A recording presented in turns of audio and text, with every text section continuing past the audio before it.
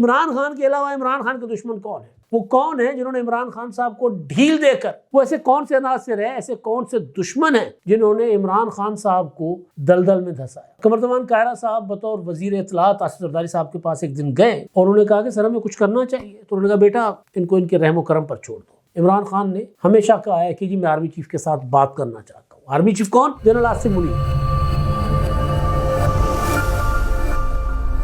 السلام علیکم، میں امداد سنو۔ میں بھی بیٹھا سوچ رہا تھا، سیاسی حالات کا جائزہ لے رہا تھا۔ جو ناقابل تسخیر قرار دیے جاتے تھے عمران خان صاحب، ان کے شکست تسلیم کرنے کے معاملات کو دیکھ رہا تھا اور پھر سوچ رہا تھا کہ عمران خان صاحب کے دشمن کون ہیں، اصل دشمن عمران خان کے علاوہ، کیونکہ مولے کو مولا نہ مارے تو مولا نہیں مرتا، مولا جٹ کا مشہور ڈائلاگ ہے، مولے نو مولا نہ مارے تو مولا نہیں مردا۔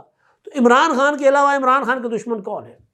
وہ کون ہیں جنہوں نے عمران خان صاحب کو ڈھیل دے کر اس نہج پر پہنچایا کہ اب عمران خان صاحب جو ہیں عوامی طاقت ہونے کے باوجود کامیاب نہیں ہو پا رہے، ووٹ دینے کے باوجود عمران خان صاحب کو لوگ جیل سے نکلوا نہیں پائے۔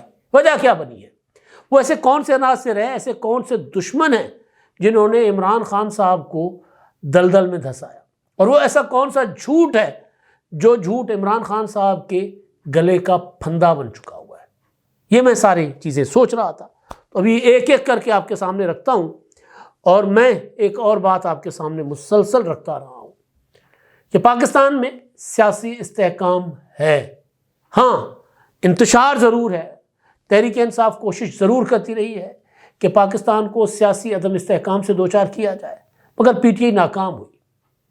پی ٹی آئی نے بار بار اسلام آباد پر حملوں کی کال دی، بار بار بڑی تحریک چلانے کی بات کی، عدالتوں کا سہارا لیا، لیکن اس کے باوجود پاکستان میں عمران خان کی حکومت جانے کے بعد جو سیاسی سسٹم تھا وہ آگے بڑھ رہا ہے۔ پی ڈی ایم کی حکومت آتے ہی کہا گیا کہ حکومت گھر جانے والی ہے، لیکن حکومت نے مدت پوری کی، اور وہ بھی عمران خان صاحب کی ایک احمقانہ کال کی وجہ سے، ورنہ وہ حکومت عمران خان صاحب کو انتخابات دینا چاہ رہی تھی، انتخابات کی طرف معاملات مئی 2022 میں جانے لگے تھے، لیکن عمران خان صاحب کی احمقانہ حرکت۔ اس کے بعد عمران خان صاحب جو ہیں وہ مسلسل اسی طرح کی حرکتیں کرتے رہے، تو تحریک عدم اعتماد کے بعد عمران خان صاحب جو ہیں وہ مسلسل تنزلی کا شکار کیوں ہوئے، اور پھر تحریک عدم اعتماد کے بعد جو پی ڈی ایم کی حکومت تھی اس نے مدت پوری کی، اور اس کے بعد جو پاکستان کی تاریخ کی طویل ترین نگران حکومت پنجاب اور کے پی کے میں رہی، اور اس کے بعد مرکز میں بھی 6 ماہ کی نگران حکومت رہی جو پاکستان کے تاریخ میں کبھی نہیں رہی، اور پاکستان کا آئین اس کی اجازت نہیں دیتا، مگر عدالتوں میں عمران خان صاحب کی سپورٹ ہونے کے باوجود سسٹم اسی طرح چلتا رہا، اور پھر 8 فروری کے انتخابات کے بعد بھی عمران خان صاحب جو ہے وہ تمام تر کوششوں اور زیادہ تر ووٹ لینے کے باوجود اپنے حق میں حالات کو کیوں نہیں کر پائے، اور حکومت مستحکم کیوں ہے؟ جو میں گزارش کر رہا تھا کہ میں بار بار یہ کہتا رہا کہ ملک کے اندر سیاسی استحکام ہے، وہ میں آپ کو بتا رہا تھا کہ پی ڈی ایم کی حکومت سے لے کے اب تک جو تحریک انصاف تھی وہ ناکام رہی، اور حکومت مضبوطی کے ساتھ آگے بڑھتی جا رہی ہے، اور اب حالت یہ ہے کہ پی ٹی آئی غیر مشروط مذاکرات کے لیے تیار ہو گئی ہے، بیٹھ گئی ہے حکومت کے گھٹنوں میں گوڈے گٹوں میں پنجابی میں کہتے ہیں، وہ کچھ اور ہوتا ہے، وہ تو لے دے بیٹھتے ہیں نا جس کو کہتے ہیں اردو میں، تو میں وہ گوڈے گٹے کہہ رہا تھا، لیکن پھر مجھے اچانک خیال آیا کہ نہیں یہ پنجابی کی ٹرم ہے، اس کا مطلب یہ ہے کہ حکومت کو لے دے بیٹھی ہے پی ٹی آئی، لیکن ایسا نہیں ہے، پی ٹی آئی گھٹنوں میں بیٹھ گئی ہے، گھٹنوں کے بل آ کر حکومت کے سامنے جھک گئی ہے پی ٹی آئی کہ ہمارے ساتھ مذاکرات کر لو۔ تو کیوں ہوا ہے ایسا؟ اور پھر عمران خان صاحب کے گلے کے سائز کے پھندے بار بار ناپے جا رہے ہیں، اور پی ٹی آئی کیوں نہیں عمران خان صاحب کو ریسکیو کر پا رہی؟ اب عالم یہ ہے کہ حکومت کی مضبوطی کی خبر آئی ہے کہ جی مزید 10 ارکان جو ہیں وہ وفاقی کابینہ میں شامل کیے جائیں گے۔ ظاہر ہے حکومت بہتر انداز میں کام کر رہی ہے، اور حکومت کو کہیں سے اور خطرہ نہیں ہے، تو حکومت اپنے پلاننگ کے تحت آگے بڑھ رہی ہے۔ عمران خان صاحب نے ایک بار نہیں 20 بار کہا کہ جی پاکستان سری لنکا بننے جا رہا ہے، ایک بار نہیں 20 بار آئی ایم ایف کو اپروچ کیا کہ پاکستان کو قرضہ مت دو، امریکہ کو بار بار لکھا کہ پاکستان کی حکومت کو تسلیم مت کرو، لابنگ کروائی، مگر کوئی فائدہ نہیں ہوا عمران خان صاحب کو۔ تو اصل پیچھے ریزن کیا ہے؟ اور عمران خان صاحب کی شکست کی وجہ کیا ہے؟ ایک تو یہ سارا معاملہ جو ہے وہ آپ کے سامنے رکھوں گا، اور پھر جو کچھ عمران خان صاحب کرتے رہے اس کے پیچھے کیا تھا۔ آپ نے ایک شرارتی بچے کا ایک قصہ سنا ہے کہ مطلب ظاہر اس طرح بنائے جاتے ہیں۔ وہ یہ کہ ایک شرارتی بچہ تھا، گلی سے گزرتے ہوئے کسی بڑے بوڑھے کے ساتھ اس نے نازیبہ حرکت کر دی۔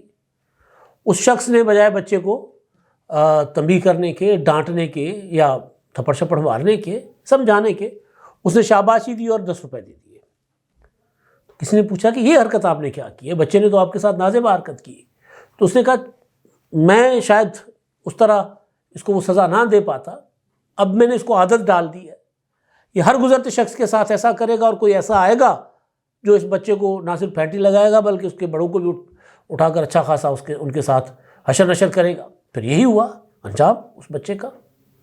آصف زرداری صاحب کے لیے اکثر قمردمان کائرہ صاحب بتاتے ہیں کہ جب وہ صدر تھے 2008 سے 13 تک کی حکومت، اس دوران روزانہ کامران خان صاحب ٹی وی پر بیٹھ کر کہتے تھے عجب کرپشن کی غضب کہانی، آج حکومت گئی کہ کل گئی۔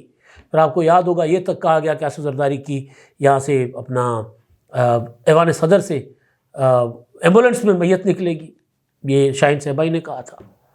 پھر طرح طرح کے الزامات لگائے جاتے رہے، اور قمردمان کائرہ صاحب بطور وزیر اطلاعات آصف زرداری صاحب کے پاس ایک دن گئے اور انہوں نے کہا کہ سر ہمیں کچھ کرنا چاہیے۔ تو انہوں نے کہا بیٹا ان کو ان کے رحم و کرم پر چھوڑ دو، ہم ان سے نہیں الجھ سکتے، ہمیں الجھنا بھی نہیں چاہتے، ہمارا ایجنڈا، ہمارا ٹارگٹ کچھ اور ہے، ہم اس کی طرف جائیں گے۔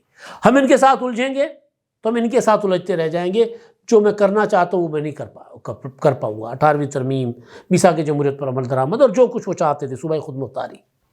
تو لہٰذا آپ ان کو ان کے رحم و کرم پر چھوڑ دیں، آج ہمیں گالیاں دے رہے ہیں، کل کو کوئی تگڑا آئے گا ان سے حساب کتاب برابر کر لے گا، چلنے دیں ان کو۔ اور پھر وہی ہوا۔ میر شکیل الرحمان صاحب پھر عمران خان صاحب کے دور میں، کیونکہ تگڑے عمران خان صاحب اس طرح تھے کہ عدالت اس کے ساتھ، فوج اس کے ساتھ، سارے اس کے ساتھ تھے، اور عمران خان نے میر شکیل الرحمان کو ایک پرانے کیس میں مہینوں تک جیل میں رکھا، جیو اور جنگ گروپ کے مالک کو، اور جس کے لیے آصف زرداری صاحب نے کہا تھا کہ اس کے حال پہ چھوڑ دو بھائی، کوئی آئے گا جو صاحب برابر کرے گا۔ یہی ہوا۔ اب عمران خان صاحب کے اصل دشمن وہ تھے، ایک عمران خان خود، دوسرا پاکستان کی جوڈیشری۔ ظاہر ہے فوج تو عمران خان صاحب کو لائی تھی، جوڈیشری بھی اس کا حصہ تھی، لیکن میں وہ جوڈیشری کہہ رہا ہوں جو پروجیکٹ عمران خان کو ڈسمنٹل کرنے کے بعد عمران خان کو سپورٹ کرتی رہی۔ جوڈیشری، وہ خوش آمدید ٹولہ جو عمران خان صاحب کو ناقابل تسخیر سمجھتا رہا، اور پھر وہ صحافی، وہ تجزیہ کار، وہ بلاگر، وہ یوٹیوبر جو عمران خان صاحب کے ہر فاؤل پلے کو یا پھر عمران خان صاحب کی ہر دستبرداری سے بھی عمران خان صاحب کے فاتحانہ جو ہے وہ نکالتے تھے، جو عمران خان صاحب کی فتوحات نکالتے تھے۔ ڈٹ گیا جی کپتان، عمران خان نے یہ کر دیا، عمران خان نے وہ کر دیا۔ عمران خان نے کسی موڑ پر عمران خان صاحب نے ڈٹ جانے کا میسج نہیں دیا۔ عمران خان نے ہمیشہ کہا ہے کہ جی میں آرمی چیف کے ساتھ بات کرنا چاہتا ہوں۔ آرمی چیف کون؟ جنرل آصم منیر، وہ جو مجھے قتل کرنا چاہتا ہے۔ عمران خان نے کہا میں اس سے بات کرنا چاہتا ہوں۔ ادھر سے جب کوئی جواب نہیں آیا تو اب حکومت کے ساتھ مذاکرات۔ اور کل کی خبر یہ ہے کہ جو پی ٹی آئی کا وفد تھا، 2 حصوں میں ملاقات کی اسپیکر ایاز صادق سے، اور اس بات پر وہ آمادہ ہو گیا کہ مذاکرات ہوں گے، غیر مشروط ہوں گے، کوئی شرط پیشگی نہیں ہوگی، آپ اپنی ڈیمانڈز رکھیں، حکومت اپنی پوزیشن رکھے گی، بیٹھ کر بات کر لیتے ہیں۔ کیا ہوتا رہا اس سے پہلے؟ بار بار پی ڈی ایم کی حکومت میں یا اس حکومت میں حکومت کا ہر وزیر مشیر یہ کہتا رہا کہ شرائط کے اوپر مذاکرات نہیں ہوتے، اور اس بات کو بڑا خوبصورت انداز میں قمردمان کائرہ صاحب ٹی وی ٹاک شوز میں اور پریس کانفرنسز میں رکھتے رہے کہ بھائی شرائط کے اوپر تو مذاکرات بالکل نہیں ہوتے، ڈیمانڈز ہوتی ہیں، شرائط نہیں ہوتی۔ یہ کیسے ہو سکتا ہے کہ آپ کہیں کہ جی میں تب اپنا مذاکرات کروں گا جب آپ انتخابات کی تاریخ کا اعلان کریں، مذاکرات میں تب کروں گا جب آپ مجھے مینڈیٹ واپس کر دیں، یعنی مجھے وزیر اعظم بنا دیں، مذاکرات میں تب کروں گا جب آپ منصور علی شاہ کو چیف جسٹس بنائے اور جسٹس جی آفریدی کو پیچھے ہٹا دیں. تو مذاکرات مشروط نہیں ہوا کرتے، ڈیمانڈس ہوا کرتی ہے. شرائط پہلے منوا کے مذاکرات کا کوئی فائدہ نہیں ہوتا. تو وہ پی ٹی آئی بیٹھ گئی اور مذاکرات کے لیے جا کر اسپیکر کے پاس ترلے منتے انہوں نے کرنا شروع کر دیے. اب اس کا کہ ڈیولپمنٹ کیا ہوتی ہے وہ بعد میں پتہ چلے گا، لیکن میرا جو فوکس ہے اس وقت، وہ جو میں آپ کو بتانا چاہ رہا ہوں، میں جو جائزہ لے رہا تھا بیٹھا ہوا، کہ 2011 کا جلسہ مینار پاکستان کا بہت بڑا جلسہ تھا بھائی، لیکن یہ کہا گیا کہ وہ پاکستان کی تاریخ کا سب سے بڑا جلسہ تھا. پہلا جھوٹ. اس سے پہلے عمران خان بہت جھوٹ بولتے رہے. پہلا جھوٹ، کیونکہ اسی مینار پاکستان پر جب محترمہ بینظیر بھٹو شہید آئی تھی تو مینار پاکستان نہیں، پورا لاہور شہر اور لاہور کی گلیاں لوگوں سے بھری ہوئی تھی. اسی مینار پاکستان پر نواز شریف صاحب کی سربراہی میں آئی جے کے جلسے عمران خان کے اس جلسے سے کہیں بڑے ہوئے تھے. اور پھر جب 18 اکتوبر کو محترمہ بینظیر بھٹو کراچی میں لینڈ کرتی ہیں تو وہ ان کا استقبال لاہور کے مینار پاکستان کے جلسے سے بھی بڑا ہوتا ہے. تو پاکستان کی تاریخ کا سب سے بڑا جلسہ یہ جھوٹ تھا جو عمران خان نے بولا، اور اسی جھوٹ کے سہارے پر عمران خان کے اندر ایک ہوا بھری گئی کہ عمران خان جیسا کوئی لیڈر نہیں ہے. میں فاسٹ فارورڈ کرتا ہوں، وہ تو ایک الگ معاملہ تھا، 35 پنکچر والا معاملہ وہ الگ معاملہ تھا، وہ ایک جھوٹی کہانی تھی.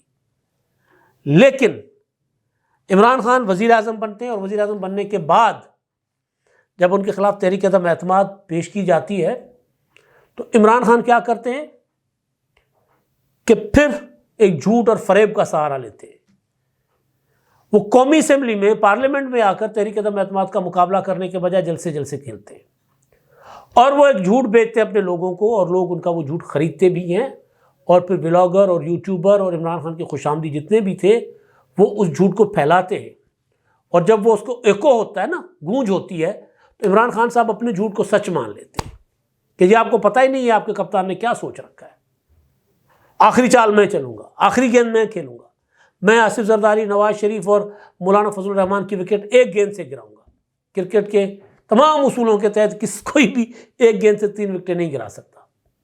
آصف زرداری تو خاص طور پر میری بندوق کی نشست پر ہے، یہ کہا تھا. تو کیا ہوا؟ اس وقت بھی میرے جیسے عمران خان کے ناقد کہتے تھے کہ پارلیمنٹ وہ فورم ہے، 342 یا جو بھی ایوان کی تھی تعداد، میں کہتا تھا کہ وہ 25 کروڑ عوام یا 24 کروڑ یا 22 کروڑ لوگوں کا ایک جلسہ پارلیمنٹ کی اکثریت کا مقابلہ نہیں کر سکتا. آپ نے اگر تحریک عدم اعتماد کا مقابلہ کرنا ہے تو اپنی میجورٹی شو کرنی ہوگی پارلیمنٹ میں. یہ جلسے کھیلتے رہے اور پیچھے ڈھولچیے جو تھے ڈھول بجاتے رہے. عمران خان صاحب بڑے دشمن عمران خان صاحب کے. اور آگے آتے ہیں، عمران خان صاحب نے ریاست پر حملوں کا منصوبہ بنایا. حکومت، ادارے عمران خان کے خلاف مقدمات بنا کر اس کو گرفتار کرنا چاہتے تھے. عدالتیں عمران خان صاحب کو بیٹھے بیٹھے ضمانتیں دے دیتی تھی. جب عمران خان نے پراپر منصوبہ بندی کے ساتھ ریاست کو چیلنج کرنا شروع کر دیا،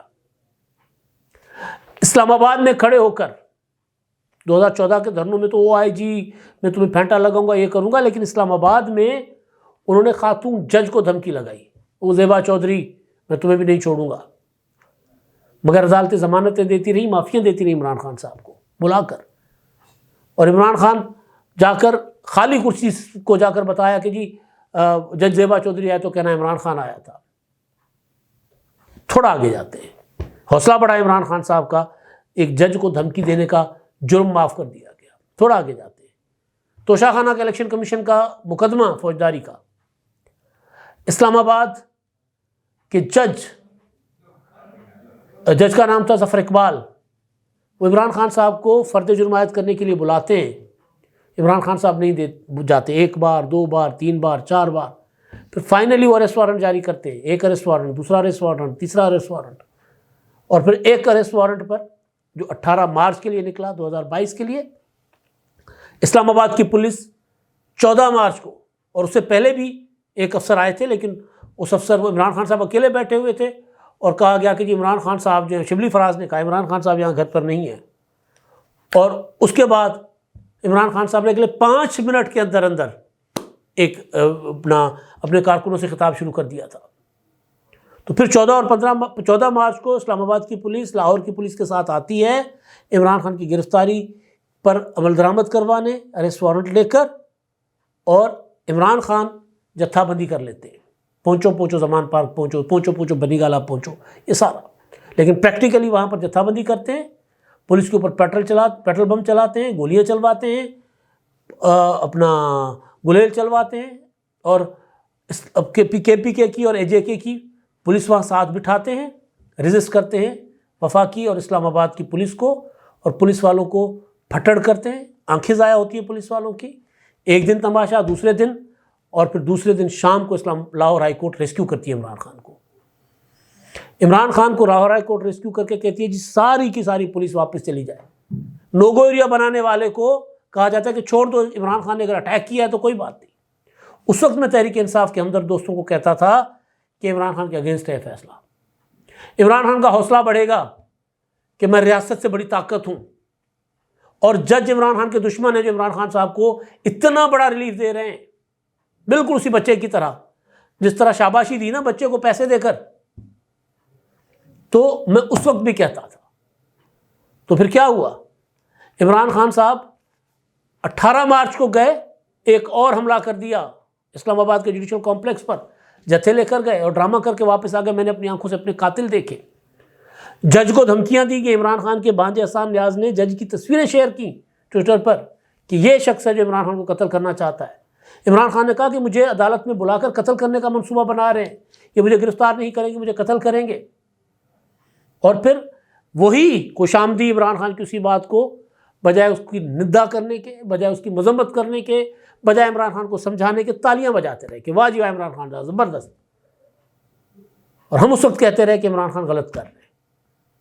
یہ بہت تیزی کے ساتھ آگے جا رہے ہیں، اور میرے الفاظ ہیں کہ عمران خان دلدل میں دھس رہے ہیں. میرے الفاظ ہیں، میرے اس ٹائم کے ویلاگس دیکھ لیں.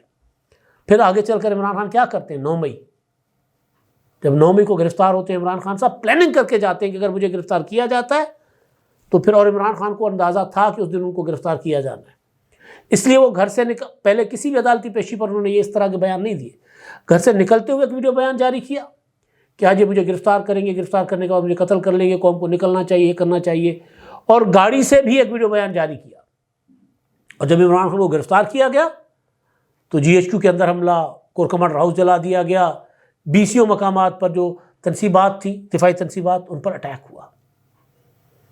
تو وہ جو ججوں نے عمران خان صاحب کو ریلیف دیا تھا، اس وقت کہتا تھا کہ عمران خان کے لیے ریلیف نہیں تکلیف ہے. حوصلہ افزائی ہے نا، بجائے حوصلہ شکنی کرنے کے. اور پھر کیا ہوا؟ 9 مئی کی گرفتاری کے بعد پھر ضمانت دی. عمر عطا بندیال نے بلا کر گڈ ٹو سی یو کہا کہ میرا مہمان ہے، اس کو عیش و عشرت کے ساتھ رکھو آج کی رات، اور صبح پیش کرنا ہے اسلام آباد ہائی کورٹ میں. اور اسلام آباد ہائی کورٹ کو کہہ دیا گیا تھا کہ اس کو ضمانت دے دینی ہے، اس کو گھر جانے دینا ہے. اور حوصلہ افزائی ہو گئی. پھر آرمی چیف کا تقرر رکوانے کی سازشیں کرنے لگ گئے عمران خان صاحب. پھر آرمی چیف کے اوپر براہ راست اٹیک کرنے لگے، جو IG کو دھمکیاں دیتے تھے. ایک طرف اٹیک کرتے تھے، گولہ باری کرتے تھے لفظی، اور دوسری طرف ترلے ملتے کہ میرے ساتھ مذاکرات کریں. اور پھر بشریٰ بی بی کا کردار، فیض حمید کا کردار، بشریٰ بی بی، فرح گوگی، یہ سارے کردار، عثمان بزدار، یہ سارے کردار. عمران خان کہتے تھے کہ عثمان بزدار سے بڑا CM کوئی نہیں رہا کارکردگی میں پاکستان کا. ایک اور جھوٹ بول کر اسی جھوٹ کو خود سچ مان لیتے تھے. اور لڑائی عمران خان کی عاصم منیر کے ساتھ جو شروع ہوئی، وہ اسی بشریٰ بی بی اور عثمان بزدار اور یہ جو وارداتیں ہوتی تھیں ملک ریاض سے، جو پیسے لیتے تھے یا دوسروں سے پیسے لیتے تھے، اس بات پر ہوئی تھی. لیکن ایک جھوٹ بنایا گیا کہ نہیں، عمران خان تو ایماندار آدمی ہے، اور عمران خان اسی جھوٹ کے اس میں گرفتار ہو گیا خود. تو صحافی جو عمران خان کی سائیڈ لیتے ہیں، PTI کے وہ لیڈرز جو کہتے تھے کہ عمران خان، ہاں یہاں تک کہ عمران خان جو ہے وہ جاپان اور چین اور امریکہ کی جو ہے وہ بے ثالثی کروائیں گے، عمران خان سعودی عرب اور ایران میں ثالثی کروائیں گے. وہ بھائی عمران خان تو اپنے اتحادیوں کو ساتھ دے کر چلنے کی پوزیشن میں نہیں تھے. وہ خود کہتے رہے کہ مجھے فیض حمید بندے پورے کر کے دیتا ہے، اور فیض حمید اس سے بڑا دشمن عمران خان صاحب کا. لیکن اس ساری باتوں کا مطلب یہ قطعاً نہیں ہے کہ عمران خان صاحب آج اگر دلدل میں ہیں، آج اگر ان کی گردن میں پھندا ہے، تو اس کا کوئی قصوروار اور ہے نہیں، عمران خان ہے، کیونکہ عمران خان جو سننا چاہتے تھے سب لوگ وہی بولتے رہے، اور پھر عمران خان کا سوشل میڈیا جو اس جھوٹ کو پروموٹ کرتا رہا، پھر ہمارے کئی دوست اسے ڈالر بناتے رہے، لاکھوں کروڑوں ڈالر بنائے لوگوں نے، اور پھر وہ عمران خان کے لیے ہر بار کہتے عمران خان ڈٹا ہوا ہے۔